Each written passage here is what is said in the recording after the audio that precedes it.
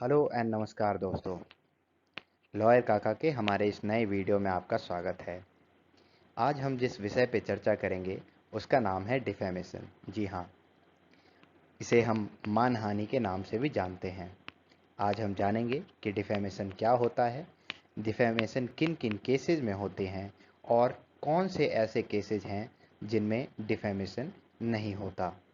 तो आइए बिना समय गवाए हम शुरू करते हैं। सबसे पहले हम ये देखेंगे कि डिफेमेशन कहते किसे हैं। आपके लिए इसे आसान बनाने के लिए मैंने इसे कई कैटेगरीज में बांट दिया है। तो आइए एक एक करके देखते हैं कि डिफेमेशन हम कहते किसे हैं। पहला पॉइंट जो मैंने आपके लिए बनाया है वो है मेकिंग और पब्लिशिंग एंड इम्प्यूटेशन। इसका मतलब है कि कोई ऐसी चीज़ जो कि आप पब्लिश कराते हो या कोई ऐसी बात जो आप बोलते हो। डिफेमेशन में ये ज़रूरी है कि कोई बात कही गई हो या लिखी गई हो। डिफेमेशन दोस्तों दो प्रकार का होता है, एक लाइबल, एक सिलेंडर। लाइबल वो डिफेमेशन कहा जाता है जो शब्दों के द्वारा बोला जाता है। सिलेंडर उसे कहते हैं जिसे पब्लिश कराया जाता है। दूसरी चीज़ है कंसर्निंग अ पर्सन। ये जो स्टेटमेंट आप बोलेंगे वो किसी एक पर्सन के बारे में होना चाहिए या किसी एक ग्रुप के बारे में भी हो सकता है।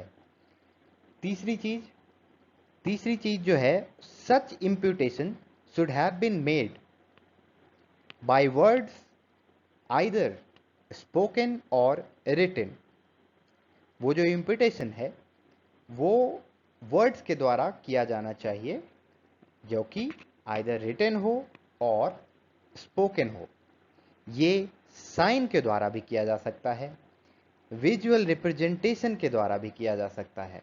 और इस इम्प्यूटेशन का जो इंटेंशन है वो किसी के रेपुटेशन को, इंटीग्रिटी को या ऑनर को हार्म पहुंचाना है।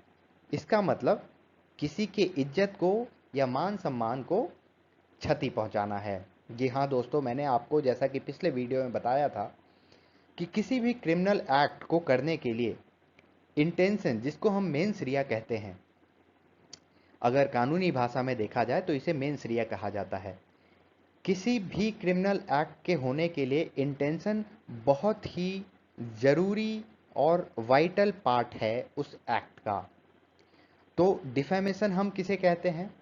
अब कोई भी ऐसा कार्य जब आप करते हैं, कोई भी ऐसे शब्द आप बोलते हैं या लिखते हैं या साइन में बताते हैं या विजुअल रिप्रेजेंटेशन करते हैं जिससे आप किसी के सम्मान को, किसी की इंटीग्रिटी को, किसी के आत्मसम्मान को, किसी के इज्जत को ठेस पहुंचाना चाहते हैं, तो उसे डिफेमेशन कहा जा सकता है। डिफेमेशन दोनों तरीके के होते हैं, सिविल भी होते हैं और क्रिमिनल भी होते हैं। अब हम आगे देखेंगे कि डिफेमेशन किसे नहीं कहा जाता है। जैसा कि मैंने आपको पिछले स्लाइड में समझाया कि डिफेमेशन किसे कहते हैं, वो कोई भी कार्य जो पिछले स्लाइड्स में मैंने बताया वो अगर आप करते हैं तो आपके खिलाफ कानूनी कार्रवाई की जा सकती है। अगर जिसके खिलाफ आप डिफेमेशन कर रहे हैं, जिसके आत्मसम्मान को आप क्षति पहुंचा रहे हैं, उसने आपके खिलाफ शिकायत कर दी तो आपके खिलाफ कानूनी कार्रवाई की जा सकती है। डिफेमेशन सिविल भी हो सकता है और डिफेमेशन क्रिमिनल भी हो सकता है। अब हम ये देखेंगे कि किन किन ऐसे केसेस होते हैं जिनमें वर्ड्स लिखे और बोले जाते हैं पर वो डिफेमेशन के कैटेगरी में नहीं आते, भले ही वो क्षति किसी के इज्जत को पहुंचा रहे हों, किसी के आत्मसम्मान को क्षति पहुंचा रहे हों, फिर भी उन केसेस को डिफेमेशन के डेफिनेशन का एक्सेप्शन माना गया है। तो आइए देखते हैं एक एक करके। पहला पॉइंट है imputation of truth in public interest for public good. मतलब कोई ऐसा वाक्य, कोई ऐसा स्टेटमेंट आप देते हैं जो कि सच है और जिसके देने से, जो कि आपने पब्लिक इंटरेस्ट में दिया है और पब्लिक की अच्छाई के लिए दिया है, वैसी चीज़ों को आप डिफेमेशन का नाम नहीं दे सकते। जैसे फॉर एग्जाम्पल, आज के कोरोना काल में जब गवर्नमेंट एडमिनिस्ट्रेशन पूरी तरीके से फेल हो चुकी है, हॉस्पिटल्स में बेड नहीं है और ऐसी व्यवस्था आन पड़ी है, तो इसका अगर आप क्रिटिसिज्म करते हैं तो दिस इज अ ट्रुथ। और ये जो आप इम्प्यूटेशन कर रहे हैं वो पब्लिक इंटरेस्ट में है, ये जो आप निंदा कर रहे हैं वो पब्लिक इंटरेस्ट में है और ये एक सच्चाई है। तो ये डिफेमेशन के डेफिनेशन का एक्सेप्शन माना जाएगा। दूसरा पॉइंट यह है कि public good, public conduct of public servant. जी हाँ दोस्तों, अगर किसी पब्लिक सर्वेंट का कोई ऐसा कंडक्ट पब्लिक में जो कि निंदनीय है और अगर आप उसकी निंदा करते हैं तो उसे डिफेमेशन नहीं माना जाएगा। सपोज कोई पुलिस वाला अगर रिश्वत लेता पकड़ा जाता है और आप कहते हैं कि ये पुलिस वाला रिश्वतखोर है, तो उसे डिफेमेशन नहीं माना जाएगा। तीसरा point, conduct of person touching any public question. जी हाँ दोस्तों, कोई जन या जनता के द्वारा किया गया सवाल, उस पे जो आप अपना ओपिनियन देते हैं उसे डिफेमेशन की कैटेगरी से बाहर रखा गया है। जैसे कोई ऐसा सवाल जो कि देश में काफ़ी चल रहा हो। फॉर एग्जाम्पल के तहत मैं आपको बताता हूं कि एनआरसी पे लोगों के अलग अलग ओपिनियन हैं। एनआरसी पे लोगों ने अपने अलग अलग ओपिनियन दे रखे हैं। कुछ लोग के ओपिनियन हैं कि ये सही है, कुछ लोगों के ओपिनियन हैं कि ये गलत है। लेकिन कोई भी ऐसा आपका कंडक्ट जो कि पब्लिक क्वेश्चन को अराइज करता हो, जैसे जो लोग ये कहना चाहते हैं कि एनआरसी लाने से देश में अराजकता का माहौल फैलेगा और इसमें किसी का एक एजेंडा है, तो ये आप एक पब्लिक क्वेश्चन को टच करना चाह रहे हैं, इसे डिफेमेशन के एम्बिट से बाहर रखा गया है। चौथा point, publication of reports of proceedings of court. Court में जो भी प्रोसीडिंग होती है दोस्तों, अगर वो एक रिपोर्टेबल जजमेंट होती है तो उसकी पब्लिकेशन, यानी कि वो एक रिपोर्टेड जजमेंट होने के कारण पब्लिश होती है, उसकी पब्लिकेशन को डिफेमेशन नहीं माना जाएगा। उसमें जो भी वाक्या या जो भी चीज़ें लिखी गई हैं, जो भी कोर्ट के ऑब्जर्वेशंस होंगे या जो भी एडवोकेट के प्लीडिंग्स होंगे, दलीलें होंगी, जो भी वकील की दलीलें होंगी, उन सबको डिफेमेशन का पार्ट नहीं माना जाएगा। अगला है merits of case decided in the court.